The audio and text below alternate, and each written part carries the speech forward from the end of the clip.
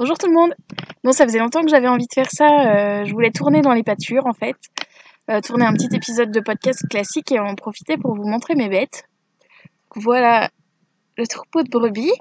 Donc pour l'instant, elles sont 40. Vous voyez, celle que vous voyez juste derrière moi là, c'est Mimi, que vous avez vue si petite dans un précédent épisode de podcast et qui a maintenant 3 mois. Voilà, elle a bien grandi, Mimi. Et puis derrière moi, donc il y a une quarantaine de brebis de race ardennette achetée. Pour celles qui ne savent pas encore, en fait, on a décidé d'élever cette race avec mon chéri parce que c'est une race de notre coin, du coup on est dans les Ardennes, et qui est à faible effectif en France. Alors à faible effectif, ça veut dire qu'il n'y a pas beaucoup de reproducteurs pour la race. Et donc là, elles sont 40 derrière moi, et ce sont les seules. Voilà, enfin à notre connaissance en tout cas, peut-être qu'il y a des petits éleveurs hobbyistes, on va dire, passionnés quoi, amateurs, qui en élèvent quelques-unes, mais on n'est pas au courant. Donc si jamais vous connaissez, manifestez-vous. Et puis pour le reste, on est les seuls professionnels à travailler avec cette race. Alors il y a plusieurs raisons à ça, mais en fait elles sont complètement grillées mes brebis avec le soleil. Il y a plusieurs raisons en fait qu'on soit les seuls. En fait c'est une race qui a été complètement mise de côté parce qu'après après les dernières guerres en fait, la Seconde Guerre mondiale, il a fallu des animaux qui étaient plus productifs. Et donc là, c'est une race de brebis qui fait de la très bonne viande, mais en petite quantité, et qui met un peu de temps à grossir. Donc voilà pourquoi elle a été abandonnée au profit de brebis plus costauds, qui faisaient plus de viande, qui poussaient plus vite, et voilà. Dommage pour elle. Mais nous, on tient à ces races-là. Ah bah revoilà Mimi. Salut Mimi, tu fais la star ? Donc on tient à ces races-là pour plusieurs raisons. La première, c'est que du coup, c'est des races qui sont très rustiques. Donc nous, elles vivent dehors à l'année en fait. Je ne sais pas si vous connaissez des élevages de moutons, mais souvent il y a une bergerie où les moutons sont, je sais pas moi, de début novembre jusqu'à fin mars, et les brebis ne sortent pas de l'hiver. Et nous, on voulait pas du tout ça. On voulait qu'en fait nos brebis soient libres de rentrer ou sortir. Et donc elles ont une bergerie ouverte que vous voyez là. Voilà, donc ça c'est une bergerie qui est ouverte toute l'année. Et donc si elles veulent rentrer, elles rentrent. D'ailleurs, elles sont assez princesses et chochottes. Donc s'il y a trop de boue, s'il pleut, s'il neige, elles rentrent. S'il fait trop froid, s'il fait nuit, elles rentrent aussi. Et puis à côté de ça, si elles veulent sortir se dégourdir les pattes, elles sont libres. Et puis on va aller faire un petit tour dans les pâtures après. Comme ça, vous vous rendrez compte de l'endroit où elles vivent. Voilà, alors je vais essayer de vous les présenter un peu mieux. C'est pas facile parce que moi je vois absolument rien sur mon écran parce qu'il fait beaucoup trop clair. Alors, si vous arrêtez de bouger en même temps, c'est bien aussi. Hein. Voilà, donc ce que ça représente, 40 moutons, vous voyez, ça fait pas beaucoup en fait. Hein. Surtout quand elles sont bien groupées comme ça.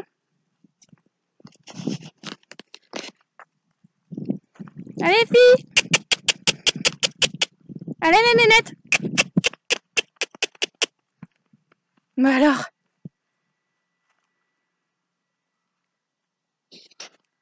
Donc je pense que vous pouvez voir qu'il y a des plus grosses et des plus petites. Alors en fait, il y en a qui ont presque 4 ans et d'autres qui sont de l'année dernière.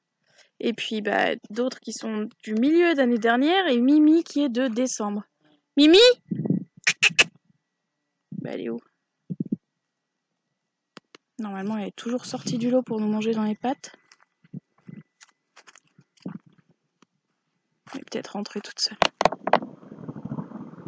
Voilà, alors on va faire un petit tour d'horizon des brebis.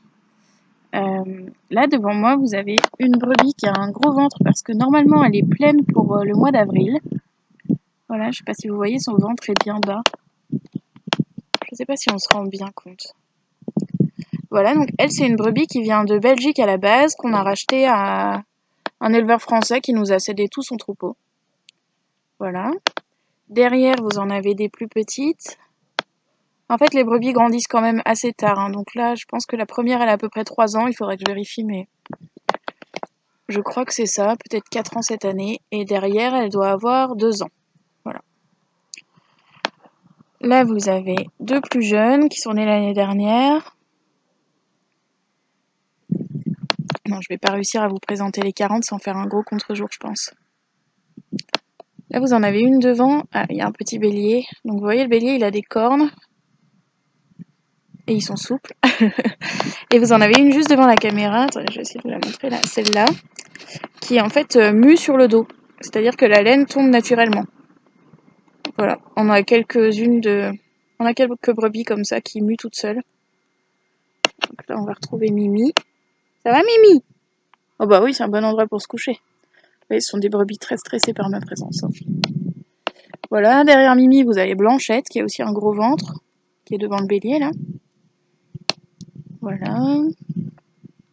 Après, elles ont pas toutes des prénoms, mais globalement, en fait, comme c'est une race qui a des taches sur la tête, bon bah Blanchette, vous avez compris pourquoi elle s'appelle comme ça, mais elles ont toutes des têtes très différentes, donc on les reconnaît hyper facilement. Bon, après, elles ont pas des noms très sophistiqués, hein. Vous voyez, il y a Mimi, Blanchette, il y en a une qui est toute marron qu'on appelle Marron, c'est vraiment très original. Il y a Noiraude aussi, qui est partie je ne sais pas où, qui elle a la tête trop foncée pour la race, mais on l'aime quand même. Ok, voilà, les trois que je vous montrais tout à l'heure. La lumière est un peu plus jolie sur celle-là. Ah bah, celle qui est à gauche, bah du coup pour vous à droite, celle-là, là. Celle-là, elle mue aussi sur le dos. Voilà. On sait pas comment ça se fait que certaines muent et d'autres pas. Peut-être que ça s'est génétiquement un petit peu modifié, parce que c'est des brebis vraiment très rustiques qui se débrouillaient plutôt toutes seules. Bon, on ne sait pas. En tout cas, ça rumine sec. Me revoilà pour filmer, avec les tracteurs qui passent, les brebis, le vent, je ne m'en sortais pas. Donc, on va commencer maintenant. Je vais vous montrer ce que j'ai tricoté. Donc, on va commencer par le premier pull que j'ai fini. C'est le premier ou le deuxième, je ne sais plus. Un des deux pulls que j'ai fini. Donc, c'est le pull Pouce Vert de Paul TP, du podcast Émile et Paul. Ouais, c'est ça. Ou Émilie et Paul. Non, je crois que c'est Émile et Paul. Donc, c'est un pull qu'on commence par le haut. Vous avez un yoke en jacquard avec ce motif d'épi de blé, donc forcément moi ça me parle. Voilà. On descend, on descend, on descend. Le jacquard est facile, hein. Il est à 2 couleurs. Je crois que j'ai jamais croisé les fils. Non, j'ai jamais croisé les fils. Voilà. Encore une voiture. Et donc vous avez un bord en bas où il y a beaucoup de côtes en fait. C'est assez long. C'est assez désespérant. Mais il faudra pas lui dire. Non, en fait, les côtes, c'est pas ma passion. Les côtes et les manches. Moi, j'aime tricoter ça, cette partie-là, en fait. Donc, les côtes, en fait, c'est une alternance de côtes 1-1 et de rangs en droit. Heureusement qu'il y a des rangs en droit. Et dedans, vous avez des poches. Alors, attendez, je vais sortir la poche et j'y arrive. Voilà. Et tout est tricoté d'un seul bout, en fait. Vous reprenez juste après pour fermer sur le côté des poches, mais c'est assez astucieux. Voilà. Mon pull Pouce Vert que j'adore. Et que je mets pas beaucoup parce que je sais pas, je crois que mon chéri, il est pas fan. Peut-être que c'est la couleur. En tout cas, il m'a pas fait de compliment sur celui-là. Tant pis. Voilà. Il est tricoté en laine les toisons bretonnes. J'en ai déjà un peu parlé sur Instagram, mais les toisons bretonnes, c'est une entreprise bretonne qui valorise des races de chez elle. En l'occurrence, je crois que c'est du Land de Bretagne. Donc, c'est une race à petit effectif aussi. Et je trouve que c'est important d'encourager du coup toutes ces initiatives-là parce qu'en fait, non seulement vous valorisez le travail de l'éleveur, mieux que, en fait, voilà, polémique. Non, c'est pas une polémique. En fait, il faut savoir que quand on est éleveur de moutons, c'est pas facile de valoriser sa laine. Ça demande du savoir-faire, du temps, des connaissances. Enfin, ça demande plein de choses. Et si on la valorise pas soi-même, c'est-à-dire en feutre, en fil, en je ne sais pas quoi d'autre, moi c'est ce qui m'intéresse, mais bon, on pourrait envisager d'autres choses, je pense, de l'isolation, des trucs comme ça. Et si on fait pas ça, on vend la laine à une coopérative qui rachète la laine. Dans notre secteur, c'est 30 centimes du kilo pour la laine blanche. Et ça doit être 22 centimes du kilo pour des laines mélangées. Donc moi, c'est considéré comme une laine mélangée parce qu'il y a quelques poils plus foncés. Voilà. autant vous dire que c'est pas un bénéfice, parce que par brebis, il y a une voiture qui passe, attends. Donc je disais que vendre la laine à 30 centimes ou 20 centimes du kilo, ça faisait pas de bénéfice pour l'éleveur. En fait, on paye un tondeur professionnel qui fait ce qu'on appelle un chantier de tonte, qui vient chez nous, qui tond les brebis, et qui, pour tondre les brebis, évidemment, se fait rémunérer.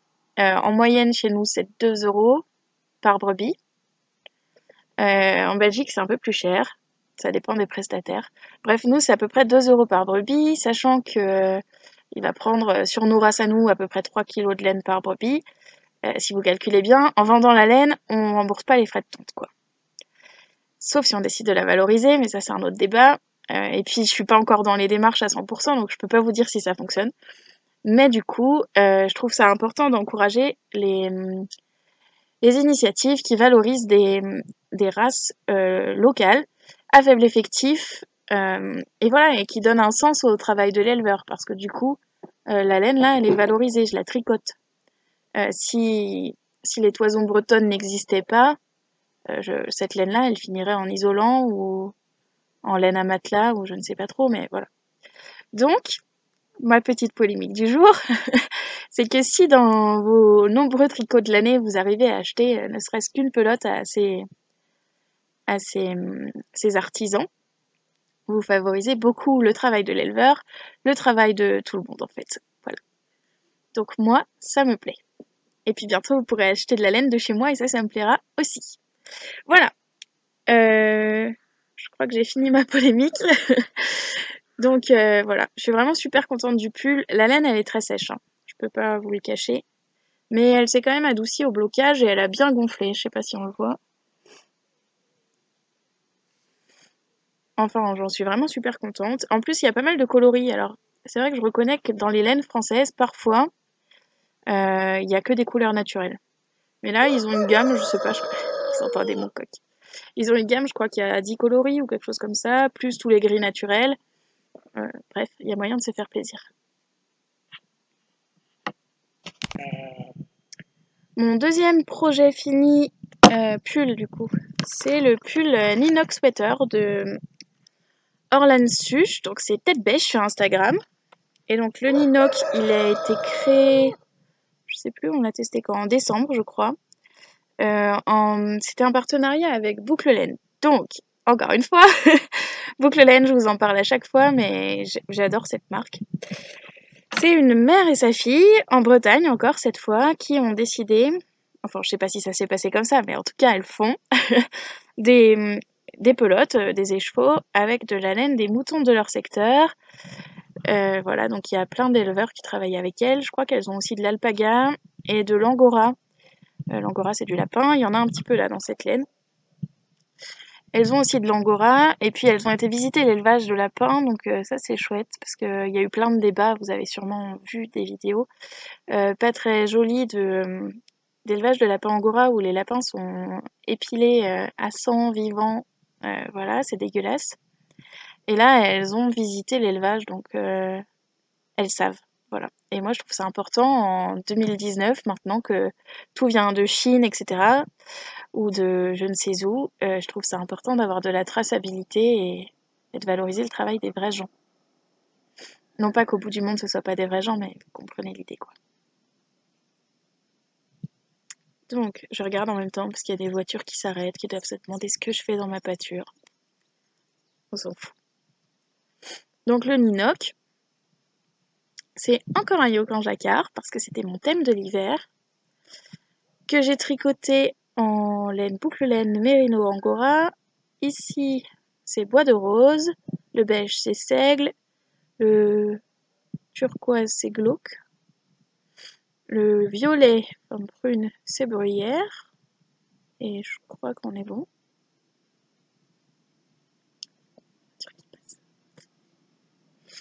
Si elle pouvait passer plus vite, parce qu'on va pas faire des pauses d'un quart d'heure à chaque fois. C'est le voisin qui élève des vaches. Il est sympa, mais bref. Donc, j'ai fait le tour des coloris. Alors, il semble compliqué ce panneau de jacquard, mais en fait, On a toujours que 2 couleurs sur un rang. Et c'est pareil, j'ai pas croisé les fils une seule fois. Et oui, ça fait assez... Bon, j'ai pas rentré. Je les rentre jamais. Je suis une feignasse. Je les bidouille vite fait. Et puis voilà. De toute façon, personne me déshabille. Enfin, si, mais non, en fait, non. Personne me déshabille. Je l'enlève moi-même. Et puis voilà, personne ne le voit. Voilà. Vous voyez, sans avoir croisé, ça fait quand même assez propre. Voilà. Hop, mon inox. Je ne l'ai pas porté beaucoup parce qu'en fait, il est vraiment chaud. Je l'ai porté un peu quand il a neigé, mais l'encolure, elle est un peu profonde pour moi. Et du coup, j'avais froid. Et donc, le corps est trop chaud et l'encolure trop dégagée. Donc, en fait, j'ai pas vraiment trouvé à quel moment le mettre. Mais j'en suis super contente. Il est vraiment beau. La laine, bah, je l'adore, vous le savez. Et puis voilà, j'aurai d'autres occasions de le mettre, je pense. À l'automne prochain, ça va être super. Là, il fait trop bon. Et puis, bah, cet été, il fera trop chaud. Donc, rendez-vous l'automne prochain. Ah oui, il reste un petit fil là. La laine a cassé. En fait, j'ai voulu le rentrer et j'ai tiré un peu sur mon nœud et ça a cassé. C'est une petite antenne de Teletubbies là. Voilà pour mon inox. Et puis, qu'est-ce que j'ai d'autre de terminé? Pas grand-chose. J'ai 2 en cours, mais vraiment, je tricote tellement anecdotiquement en ce moment que je disais. J'ai 2 en cours, mais je tricote de façon tellement anecdotique en ce moment que je vous les montre même pas. C'est le Nemeton de la dernière fois qui n'a pas bougé. Et le Sugar Bush de Marie-Amélie Design qui ne bouge pas non plus, que je tricote en duo avec Mama Camille sur les réseaux sociaux. Et puis comme elle a d'autres trucs en cours et que moi aussi, et ben, on est bloqué. Voilà, mais c'est pas grave. Ceci dit, le Nemeton, il avance pas non plus et je le tricote aussi avec Soconit. Et comme on est un peu, comment dire, on a toujours 15 000 projets dans la tête, et ben ceux qui sont en cours n'avancent pas. Voilà. Ceci dit, j'ai quand même tricoté crocheté cette petite machine là, trop mignonne. Attendez, il est en brin de paille sur le nez. Je vous présentais ce petit zèbre qui vient du livre La ménagerie des doudous de Kerry Lord. C'est un livre qui est pas très cher, il doit coûter 18 ou 20 euros et il y a une quarantaine de doudous comme ça à tricoter. Il y en a vraiment des trop mignons, des singes. J'adore tout, j'ai envie de tout faire, j'ai hâte d'avoir des enfants pour leur faire plein de doudous.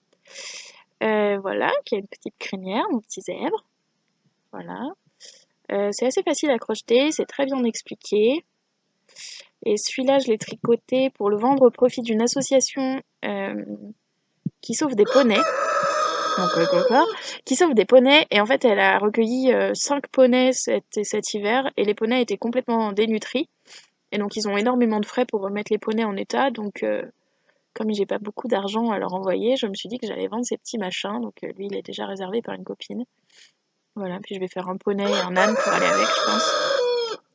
Voilà, donc c'est Alice du livre La ménagerie des doudous de Kerry Lord. Et en fait, ce qui est rigolo, moi je trouve que c'est vraiment un cadeau de naissance super. Non seulement c'est très mignon, mais en plus, avec chaque animal, il y a une petite histoire. Donc je sais plus quelle est l'histoire du zèbre, parce que là, en l'occurrence, c'est pas pour un cadeau de naissance, mais j'ai tricoté un petit rhinocéros il y a pas longtemps. Crocheté, pardon. J'ai crocheté un petit rhinocéros et sur un papier, j'ai réécrit l'histoire du rhinocéros qui expliquait en gros que c'était un rhinocéros fêtard qui aimait les belles choses, les voyages en avion et qui était pilote de ligne, je crois, ou je sais plus. Mais bon, c'est un petit speech de 10 lignes, quoi. Et je trouve que c'est vraiment sympa. Bon, après, je sais pas. Je crois que j'ai un peu le syndrome Peter Pan, vous savez, donc moi, les peluches, les trucs comme ça, j'adore. Voilà, petit doudou. Bon, et ben c'est tout pour les projets finis. En 3 mois, c'est quand même pas grand-chose. J'ai aussi autre chose en cours dont je vous ai pas parlé, c'est un test pour Nadia Crétin-Le Chêne. C'est un châle qui est mi-secret, donc comme je ne sais pas exactement ce qu'elle entend par mi-secret, je vous le montre pas, comme ça c'est plus simple. Et puis je voulais vous parler aussi, tant que je suis là, et parce qu'à mon avis je vais encore passer le pendant 2 mois parce que je suis pas très assidue, je voulais vous parler de 2 laines.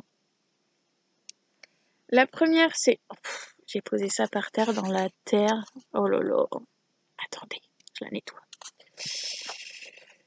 Donc, c'est mieux. 2 laines de Atelier Pure Laine. Je l'ai mis à l'endroit? Ouais. Alors, Atelier Pure Laine, c'est une éleveuse de moutons. Je crois qu'elle élève avec son mari, mais je suis pas sûre et j'ai une mémoire de poisson. Donc il me semble qu'elle élève avec son mari des moutons de race Hampshire. Alors, je sais pas si on dit Hampshire ou Hampshire, tu me diras. Moi, je dis Hampshire parce que j'ai un accent anglais de nouilles chinoises et que du coup, ben, au moins c'est assumé. Et donc, ils élèvent leurs moutons et ils ont un atelier à la ferme où ils vendent des pelotes. Alors, elle les vend aussi en ligne. Ils vendent des pelotes de laine de leurs moutons. Et puis, elle a donc une boutique physique à côté de sa bergerie, ce que je trouve super.